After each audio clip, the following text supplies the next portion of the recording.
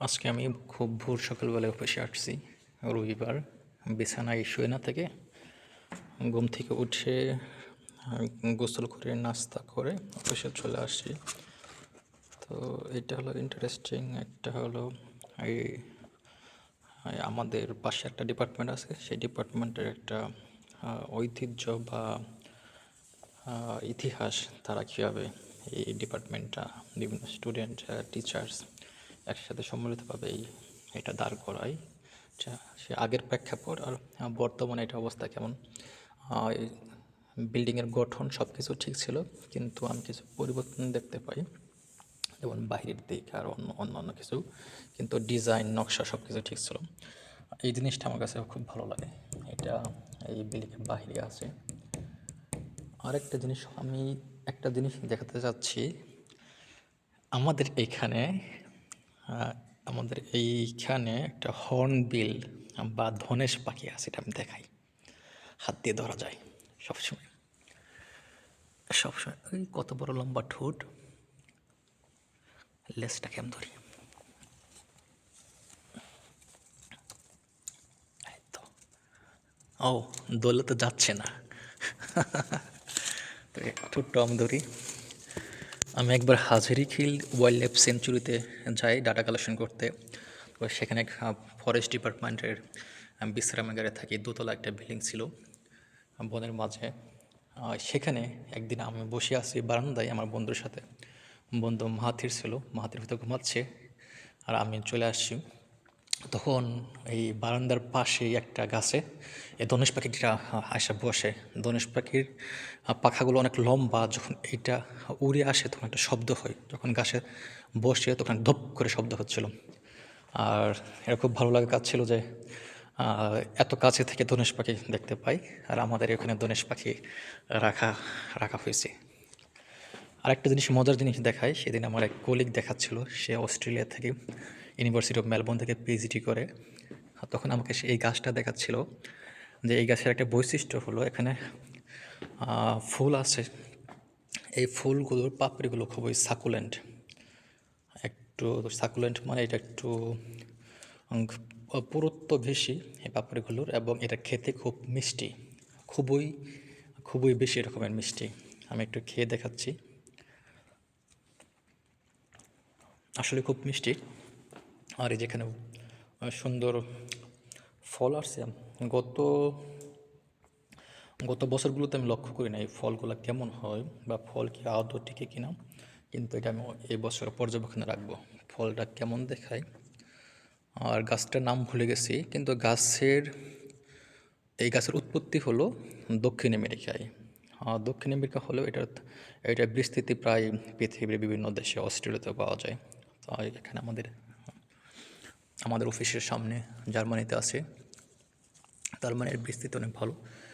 আরেকটা জিনিস বৈশিষ্ট্য হলো, কিন্তু এখানে কিন্তু সরাসরি সূর্যের আলো নেই। এটা একটা বিল্ডিংয়ের ভেতর। আর এখানে হলো মাটিতে ঘোরাই অনেকটা, সরাসরি খোলা মাটি নেই, পাথর দেওয়া। আর তার মানে হচ্ছে যে যেহেতু দক্ষিণ আমেরিকা থেকে উৎপত্তি, আর সেখানে অবশ্যই ট্রপিক্যাল ক্লাইমেট বা সাবট্রপিক্যাল ক্লাইমেট অস্ট্রেলিয়াতে পাওয়া যায়। আবার এখানে সরাসরি মাটি সূর্যের আলো সে পাওয়া যাচ্ছে। তার মানে এর বিস্তৃতি এবং রেসিস্ট্যান্স খুব বেশি, এর অ্যাডাপ্টেবিলিটি অনেক বেশি। বিভিন্ন বিভিন্ন প্রাকৃতিক পরিবেশও বাস্তুতন্ত্রে খাপ খাওয়াতে পারে, এটা খুবই জরুরি। তো দেখা যায় যেসব উদ্ভিদ এবং এমনকি প্রাণী যাদের অ্যাডাপ্টেবিলিটি বেশি থাকে এবং যখন একজোটিক হয়ে যায়, কখনো কখনো ইনভেসিভ হয়ে যায়। কিন্তু আমার যতটুকু মনে হয় এটা যেহেতু ইনডোর বা অর্নামেন্টাল ট্রিস হিসেবে দেখা যাচ্ছে, তো এটার ইনভেসিভিটি বা ইনভেসিভ হওয়ার সম্ভাবনা খুবই কম হবে। কিন্তু অনেক ঘাস বা আগাছা যেটা দক্ষিণ আমেরিকায় ছিল এবং বিভিন্ন জায়গায় সেটা ইনভেসিভ হয়ে যায়। তার একটা বড় উদাহরণ হলো কচুরিপানা। কচুরিপানার উৎপত্তিস্থল ব্রাজিলের কোথাও, কিন্তু সেটা জাহাজে করে আমাদের দক্ষিণে সে চলে আসে, যেটা আমাদের বড় একটা প্রভাব ফেলে আমাদের পানির অ্যাকোয়াটিক ইকোসিস্টেমে। তারপর ভালো দিক হলো কি, বাংলাদেশের মানুষের অ্যাডাপ্টেবিলিটি বেশি। সেই অনেক আগে থেকেই যখন এই কচুরিপানার সমস্যাটা দেখা দেয় আমাদের নিম্ন অঞ্চলগুলোতে, তখন মানুষ যেমন যেমন তারা এটা ব্যবহার করা শুরু করে। তার একটা বড় উদাহরণ হলো কি ফ্লোটিং এগ্রিকালচার। পটুয়াখালী, বরিশাল, সাতক্ষীরাতে যে ফ্লোটিং এগ্রিকালচার, সাতক্ষীরা না, ওই ওই অঞ্চলগুলোতে যেখানে আমাদের ফ্লোটিং এগ্রিকালচার হয়, সেখানে কচুরিপানা ব্যবহার করে ফ্লোটিং এগ্রিকালচার করা হচ্ছে। তো এটা আহ, কোনো আমাদের সমস্যা তৈরি হলে সেই সমস্যার সমাধান করতে হয়, এবং কীভাবে সমস্যা সমাধান করতে হয় আমাদের দেশের মানুষ একটা জানে, বোঝে। আহ, এইটা হলো বিশেষত। তো আমি আবার ধনেশ পাখির কাছে ফিরে যাই। হাবিজাবি আলোচনা করতেছিলাম, যেটা আমি নিজেও নিয়ন্ত্রণে রাখতে পারি না আমি কী বলতেছিলাম। যাই হোক, আমার মূল উদ্দেশ্য ছিল যে পাখিটাকে ধরা এবং একটু দেখানো। আবার পাখির কাছে আসলাম, হাত দিয়ে ধরা যাচ্ছে, ইন্টারেস্টিং।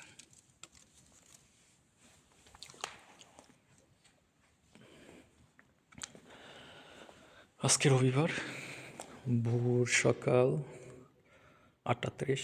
আমি 2 ঘন্টা লেখালেখি করি। এখন একটু বিরতি নিচ্ছি, তারপর ডাটা অ্যানালিসিস শুরু করব। আর একটু খারাপও লাগলে এখানে শোয়া যাবে। আরেকটা ইন্টারেস্টিং জিনিস দেখাই, ওই বাবারিয়ান স্টেটে যে আমাদের বলা হয় যে ক্যাথলিক ইনফ্লুয়েন্স, যেখানেই যাওয়া হোক তারা সিস্টেমেটিক্যালি তাদের সিম্বলাইজেশনগুলো দিয়ে রাখে। যেমন এখানে আমরা কিছু স্টুডেন্ট যখন ক্লান্ত বা পরিশ্রান্ত, এখানে একটু শুয়ে বিশ্রাম নেবে, এবং সৃষ্টিকর্তার প্রতি মনে রাখার জন্য এখানে একটা তাদের চিহ্ন রেখে দেওয়া হয়েছে।